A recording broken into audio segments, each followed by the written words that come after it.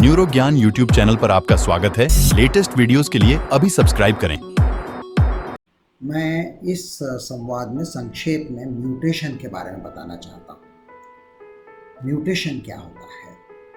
किसी भी वायरस या बैक्टीरिया या इवन हम मनुष्यों की प्रत्येक कोशिका के नाभिक में जो क्रोमोसोम होते हैं और उसके ऊपर जो डीएनए अणु होता है जिसको हम जेनेटिक कोड कहते हैं, उस डीएनए मॉलिक्यूल की रचना में यदि कोई परिवर्तन आ जाए, वैसे देखा जाए तो एक पीढ़ी से दूसरी पीढ़ी, एक वायरस से उसके संतान वायरस में लगभग वही हूबहू डीएनए जाता है जनरेशन टू जनरेशन।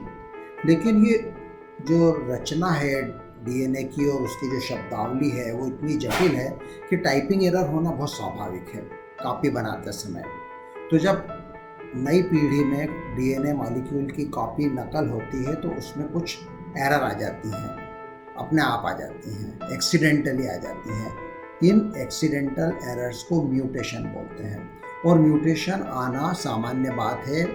अनादिकाल से दुनिया के तमाम वनस्पतियों और प्राणियों के डीएनए की रचना में पीढ़ी दर पीढ़ी जहां अधिकांश डीएनए वही का वही जाता है, लेकिन प्रायः कुछ न कुछ छोटे मोटे म्यूटेशन होते रहते हैं जिनमें से कि अधिकांश कोई महत्व नहीं रखते, they are of no concern. लेकिन उसमें से कुछ ऐसे होते हैं जो महत्वपूर्ण होते हैं और कभी तो उनका महत्व भलाई की दिशा में होता है, कभी उनका महत्व बुराई की दिशा में होता है। ये जो म्यूटेशंस होते हैं ये प्राणियों के विकास, जिसको चार्ल्स डार्विन ने ह्यूमन इवोल्यूशन या बायोलॉजिकल इवोल्यूशन दिया था, उसमें बहुत महत्वपूर्ण भूमिका निभाते हैं।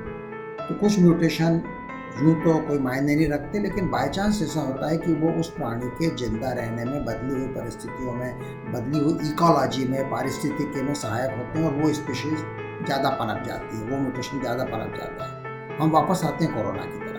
तो कोरोना की वायरस कोविड-19 में भी अनेक म्यूटेशन देखे गए हैं। अधिकांश mutation they are not of any concern, लेकिन कुछ वेरिएंट्स हैं जिनको VOC कहा गया है, वेरिएंट्स ऑफ कंसर्न। और इसमें से एक यूके के वेरिएंट का नाम आपने सुना होगा, साउथ अफ्रीकन वेरिएंट का नाम सुना होगा और ब्राज़ीलियन वेरिएंट का नाम आप लोगों ने सुना होगा। तो ये जो वेरिएंट्स हैं ये उस वायरस की बायोलॉजिकल प्रकृति को बदल देते हैं। कुछ प्रकृति ऐसी हो गई है कि वो ज़्यादा संक्रामक हो गई है। इसका मतलब ये है कि वो कितनी आसानी से एक इंसान से दूसरे इंसान और एक इंसान से कितने सारे लोगों तक पहुंच जाएगी, इसको हम उसकी संक्रामकता कहते हैं या इन्फेक्टिविटी कहते हैं। तो ये जो नए स्ट्रेन है ये इन्फेक्टिविटी ज़्यादा है, संक्रामकता ज़्यादा है। संक्रामकता एक चीज़ है और उसकी घातकता या लीथेलिटी अलग चीज़ है। तो ये जो स्ट्रेन है संक्रामक भले ही ज़्यादा हो, लेकिन उनकी घातकता ज़्यादा नहीं है, वो उतने ही घातक हैं जितना कि हमारा पुराना जो चला आ रहा मूल वेरिएंट या था, लगभग उतने ही, को बहुत ज़्यादा अंतर शायद नहीं है। एक तो होता है रूटीन टेस्टिंग कि आपने गले में काड़ी लगाई, नाक में काड़ी लगाई और आपका टेस्ट आ गया पॉजिटिव निगेटिव, आपको है नहीं।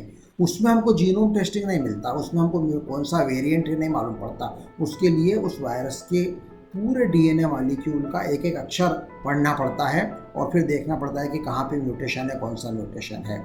उस तरह की फैसिलिटी भारत में है मगर कम जगह पे। और एक सवाल और उठ रहा है कि क्या ये जो नए म्यूटेशन है ये वैक्सीन से हमें बचा पाएगी कि नहीं वैक्सीन हमको।